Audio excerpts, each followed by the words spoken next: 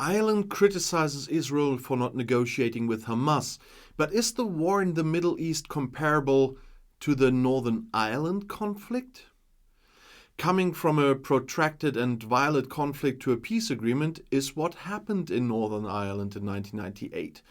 A Northern Irish civil rights movement had emerged in the 1960s, and above all, this criticized the fact that Catholics were being systematically disadvantaged there. And this gave rise to the Irish Republican Army, the IRA, which fought for independence from British legislation and the reunification of Ireland. And meanwhile, the Northern Irish Parliament was dissolved and the region was ruled from Great Britain. Over 3,500 people died during the conflict, most of them civilians. In April 1998, the so-called Good Friday Agreement was passed. And since then, the Northern Ireland conflict has been considered virtually over, although Brexit brought some problems in there. Although then Prime Minister Margaret Thatcher claimed that terrorists would not be negotiated with, that was ultimately what led to an agreement. The USA was able to mediate between the conflicting parties as a kind of neutral party. In the Middle East conflict, Ireland has consistently positioned itself as pro-Palestinian, among other things on the grounds that a way out is possible even from a very violent situation. It is said that just as the IRA was included in peace negotiations in the 1990s, one could also negotiate with Hamas. But are these situations comparable? Well, there are numerous differences here. For example, the number of civilian victims in Israel and Gaza is significantly higher than in Northern Ireland. And furthermore, no state can be recognized as a neutral mediator. However, the roots of this conflict in Northern Ireland also lie quite far into the past and are very different. The starting point of the dispute was England's efforts to subjugate Ireland in the 12th century. At that time, England had its eye on Ireland, which was fertile and rich in agricultural land. For centuries, the English tried again and again to take over the island. But because that didn't work, the strategy then was changed. In the 17th century, the English, and especially the Scots, settled in the province of Ulster in the north of the Irish island in order to take over the country little by little. However, this is only partially successful because, according to estimates, only around 20,000 people were relocated. Too few to take Ireland. But, and this is of great importance for today's conflict, they were not Catholics but Protestants. And Protestants have settled in what is now Northern Ireland, while the rest of the country has remained Catholic. And this already points to today's division.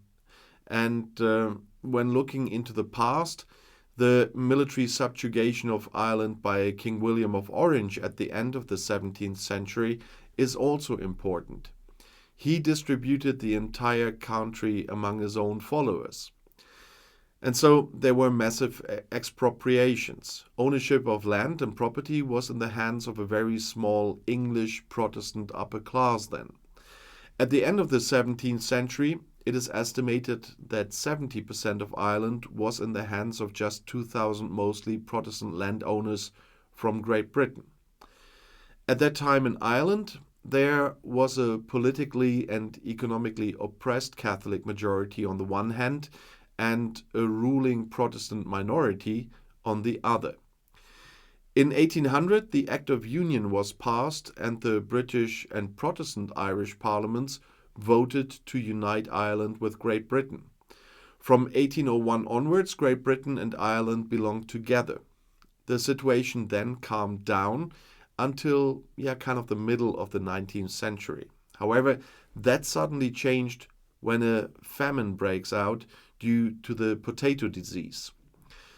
The mother country was completely uninterested in the fate of the Irish then, and that contributed to a lot of bitterness. And this resulted in several smaller but unsuccessful uprisings. And it wasn't until the end of the 19th century that London gave in. The British government began to take into account this, let's call it, special situation of the Irish. And during this time, the so-called Home Rule movement campaigned for Ireland's independence from the United Kingdom. The project initially failed twice in the British Parliament, and when the law finally passed Parliament on the third attempt in 1914, the First World War broke out. The law therefore remains in the drawer, and especially since the radical Protestant opponents of the Home Rule movement were threatening to plunge Ireland into civil war if the country broke away from Great Britain. Then there was the Easter Rising of Irish nationalists in 1916, which also caused a lot of bitterness because it was carried out with great brutality on both sides.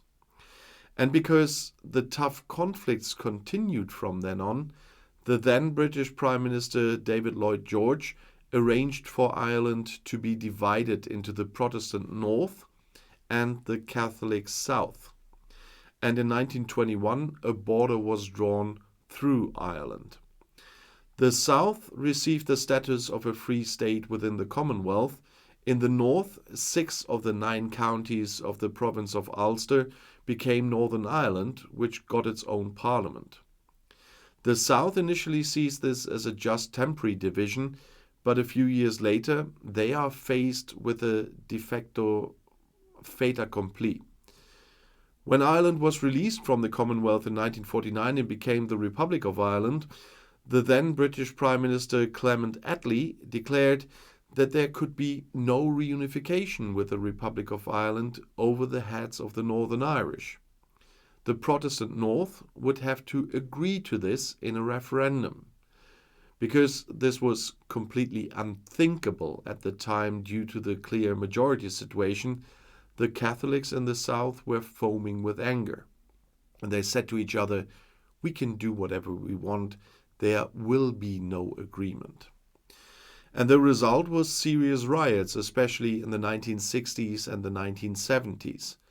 Back then, there were quite strong backlashes due to police violence if you look back on the so-called Troubles. Tough street battles were the order of the day, which is why the British government was sending the military to Northern Ireland. But there was no pacification. On the contrary, on January 30th in 1972, this went down in history as Bloody Sunday. During riots on the sidelines of a demonstration in Derry in Northern Ireland, 13 unarmed Irish people were shot dead by British military paratroopers. And Bloody Sunday marks the final escalation of the conflict. The years that followed were indeed marked by bloody attacks. And as I said, it's estimated that around 3,500 people fell victim to acts of terrorism by rival paramilitary groups. And peace only came with the Good Friday Agreement in 1998. In it, the paramilitary troops declare their willingness to disarm.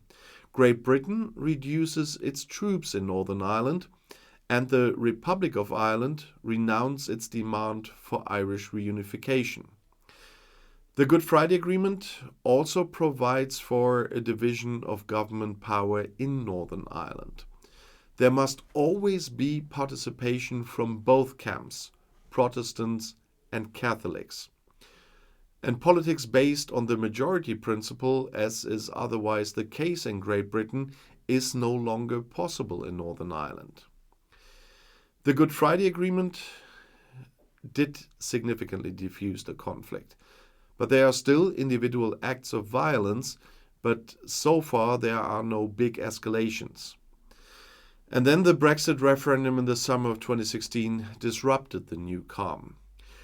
With its internal market, the European Union has promoted the economic integration of the two parts.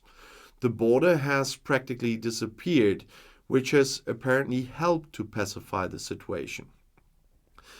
The internal Irish border was becoming a point of contention in the Brexit negotiations between Great Britain and the European Union then. The so-called Northern Ireland Protocol is intended to ensure that there is no hard external EU border between Ireland and the North. Instead, there is now a de facto customs border within the United Kingdom, that means between Great Britain and Northern Ireland in the Irish Sea. And this bothers Protestants in Northern Ireland, who see it as a sign of possible separation from the United Kingdom. And there are especially two things that make those Unionists or Protestants nervous. In the 2019 British general election, the nationalist parties in Northern Ireland won more seats than the Unionists for the first time. This is because Catholics have a higher birth rate and the demographics of the majority are beginning to change. The second point that speaks for a further escalation of the Northern Ireland conflict is the Scots. They were granted an independence referendum in 2014. And now people are looking very clearly at what happened after this. The Scottish will pose in the next general election that they want a second referendum. If there ever is a second referendum in Scotland, that will make it critical in Northern Ireland, because then a demand from the majority that wants reunification could hardly be rejected. But we will see how the polls are. If there is a border poll at some point, that is just imagining it, but the discussion is not over yet. But seeing this as a role model for the Middle East conflict, a lot of people are talking about this at the moment. I personally don't think that it will work, but who can be the neutral part in this one? There is no USA in this case, because somehow everybody is on some side here. But nevertheless, even if I couldn't bring you the answer you might have wanted, the next video is right here in the end screen. I'll see you there. I'll be back.